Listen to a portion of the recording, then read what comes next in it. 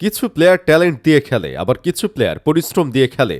কিন্তু এক প্লেয়ার ছিল যে শুধুমাত্র অ্যাটিটিউড ও হাঙ্গার দিয়ে খেলত।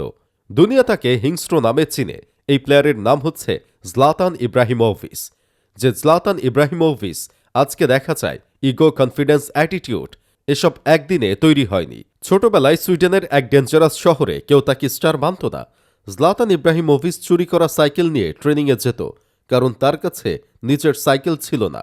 যখন তাকে বলতো তুমি খুব অ্যাগ্রেসিভ, তোমার ইগো বেশি, তখন তিনি রিপ্লাই দিত, একজন হাম্বল প্লেয়ার চাইলে তুমি অন্য ছেলে খুঁজে নাও। জ্লাতান ইব্রাহিমোভিচের মধ্যে একটা জিনিস ছিল যা সবার মধ্যে ছিল না। তিনি জুভেন্টাসে গেল, ডমিনেন্স করে আসলো। ইন্টার মিলানে গেল, ডিফেন্ডারকে স্ট্যাচু বানিয়ে দিল। বার্সেলোনায় গেল, পেপের ট্যাকটিক্সের সাথে তার ক্লাস হলো। এসি মিলানে এসে আবার কামব্যাক করল।